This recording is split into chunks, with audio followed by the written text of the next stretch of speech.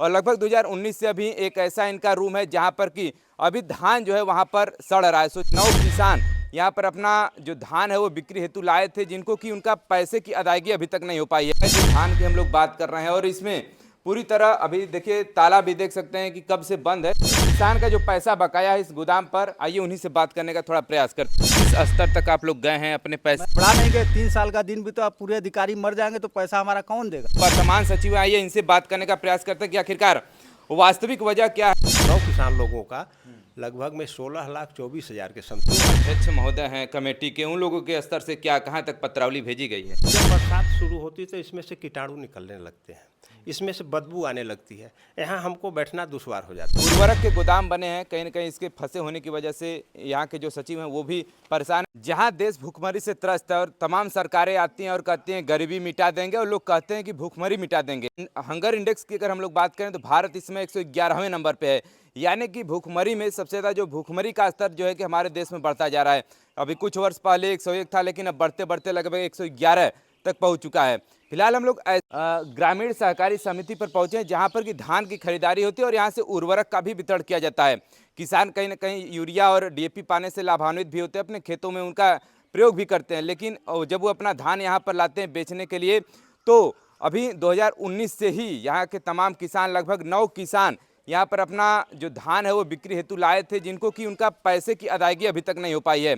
और लगभग 2019 से अभी एक ऐसा इनका रूम है जहाँ पर कि अभी धान जो है वहाँ पर सड़ रहा है। सोचिए कि 2019 से अभी तक धान रखा हुआ है, लगभग 5 वर्षों का समय व्यतीत हो चुका है, तो धान की क्या स्थिति होगी वो हम आपको दिखाएंगे। फिलहाल जो इनके यहाँ के सचिव हैं, चूँकि सचिव के ऊपर ही पूरा दारोमदार होता है, तो वो सचिव से भी हम लोग समझेंगे कि आखिरकार 2019 से धान अभी तक क्यों यहाँ पर रखा हुआ है।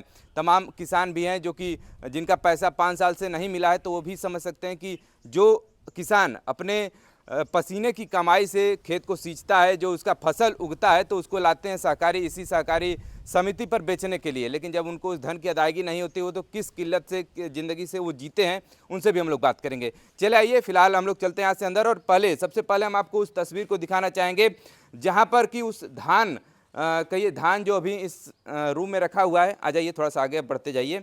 जो सामने वाला ये रूम है उर्वरक गोदाम नंबर 1 जिसमें लिखा गया है, इसी में वो धान रखा हुआ है जिस धान की हम लोग बात कर रहे हैं। और इसमें पूरी तरह अभी देखिए ताला भी देख सकते हैं कि कब से बंद है, तो अभी तक इसको खोला भी नहीं गया है।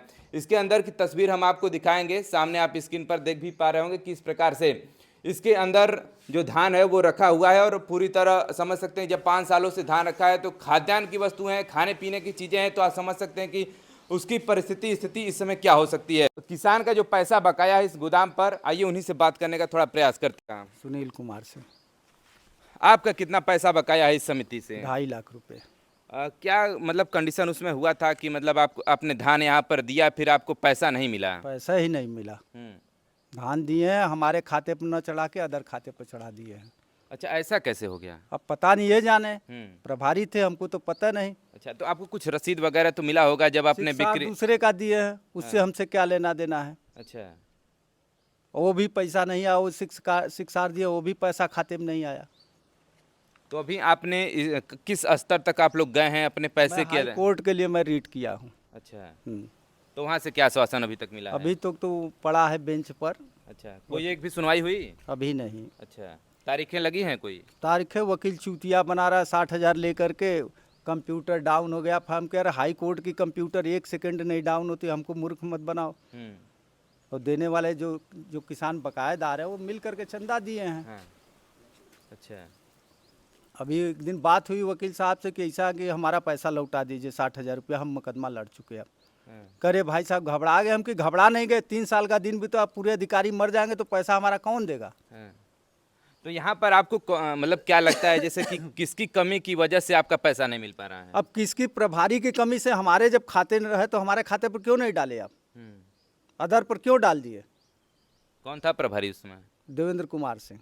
अच्छा, अभी फिलहाल यहाँ पर थे लेकिन अभी चले गए हैं। वो अभी थे यहीं पर, आए थे लेकिन फिलहाल वो चले गए हैं। तो कुछ और अपील करना चाहेंगे? मान लीजिए डीएम महोदय इस मैडम को देख रहे हैं या फिर आला अधिकारी को बहुत जगह हम लोग अपील किए। अच्छा, बस ये मिल जाएगा, कब मिल जाएगा कहे, अभी जांच में चल रही है, तो बस यही बात है, और क्या है। कहीं ना कहीं किसान अपने पैसे से मतलब एक एक खून के पसीने से लोग अपने खेतों को सींचते हैं, लेकिन वो पैसा नहीं मिलता है तो फिर दिमाग खराब है।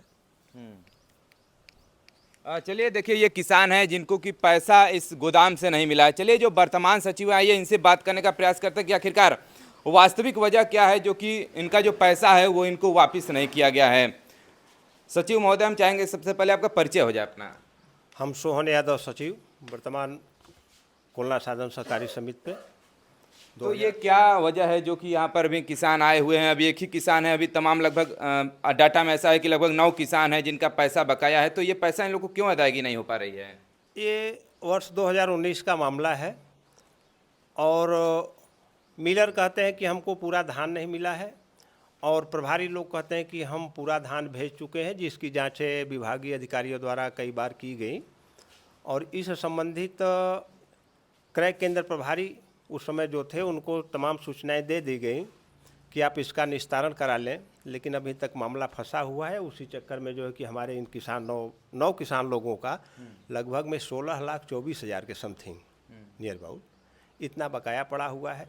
इससे हम भी दुखित हैं कि हमारे किसान यहाँ से जुड़े हैं और उनका धान का बकाया है। यदि दोष कहीं न कहीं हो सकता है मिलर के बीच, ट्रांसपोर्टर के बीच या प्रभारियों के बीच हो और उसमें किसान पीछे जा रहे हैं, ये समस्या है। इसका निस्तारण यदि हो जाए किसी भी अधिकारी द्वारा तो बहुत ही अच्छा होगा, क्योंकि हमारे किसान भाई हैं और बहुत ही ईमानदारी से उसके बाद भी निरंतर लेन देन अपना जारी रखे हैं, इतना दुख सहने के बाद भी। सुनने में आया है कि यहाँ से जो धान खरीदारी का वो भी छीन लिया गया यहाँ से। हाँ, यहाँ का ऐसा होता है, सरकार का ये नियम है कि जो समितियाँ ब्लैक लिस्टेड हो जाती हैं, यानी जहाँ धान बकाया वकाया पड़ जाता है, उन समितियों को रोक दिया जाता है। अच्छा, वो अब खरीदारी नहीं कर पाएंगे। खरीदारी नहीं तो कर कहीं ना पाएंगे। कहीं से जो यहाँ के अगल बगल के जो मतलब किसान हैं वो तो कहीं ना कहीं से तो दुखी होंगे ही। बिल्कुल बिल्कुल। अब यहाँ का सेंटर बंद हो गया तो उनको कई किलोमीटर दूर जाना होगा, ये परेशानी तो उनको होगी ही। सेंटर बंद हो जाने की वजह से परेशानी तो भाई किसानों को है। तो आगामी भविष्य में कब तक क्या लगता है इन लोग का पैसा निस्तारण कुछ हो पाएगा आगे? अब देखिए, इसमें जांच उच कई बार हुआ, उसमें जो है कि एलिगेशन बनाया गया, उसमें जो पूर्व में यहाँ वो थे डीएस वगैरह, कुछ उनको और कुछ प्रभारियों को देने का आदेश हुआ है, उसका नोटिस इन लोगों को दे दिया गया है।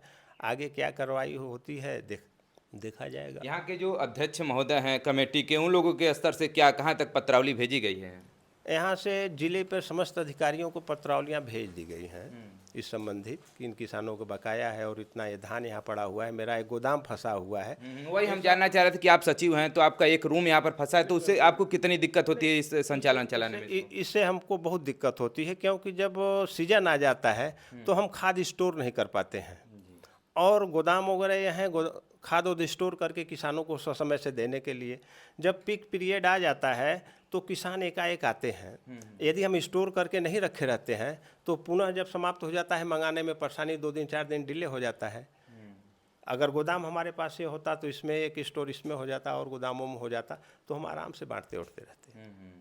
समस्या तो है इससे। चलिए, आप भी चाहते हैं कि इसका निस्तारण जल्द से जल्द हो जाए? बिल्कुल, पूरा निस्तारण हो जाना चाहिए, क्योंकि जब बरसात शुरू होती है तो इसमें से कीटाणु निकलने लगते हैं, इसमें से बदबू आने लगती है, यहाँ हमको बैठना दुश्वार हो जाता है। ये समस्या है इसमें से। अब भी जैसे कि देखेंगे शाम के 3-4 बजे के आसपास इसमें से बहुत से कीटाणु निकलते हैं, पूरा उड़ते रहते हैं, यहाँ हम लोग नहीं बैठ पाते हैं। जी जी जी। खाद्यान्न की वस्तुएं हैं तो कीड़े मकोड़े तो लगेंगे। जी जी जी जी। इससे तमाम समस्या है। इसमें जैसे चूहा हुआ लगे हैं। अब इधर पोखरा है, ये लाट है, पूरा देख ही रहे हैं। जी जी, घुमा कर दिखा दीजिएगा। दिखा दीजिए बगल में, उधर दिखा दीजिए बगल में, देखिए वहाँ बगल में तालाब भी है और चूहा वगैरह पकड़ने के लिए ये सर्प वगैरह कम से कम हम लोग साल में 2-3-4 ठो मार ही लेते हैं भैया, भरत भैया। एक इस गोदाम में मारा गया था, एक वहाँ पे मारा गया था। इससे भी समस्या है। जी जी। चूहा वहाँ पकड़ने के लिए जानवर उस तरह से चले आते हैं।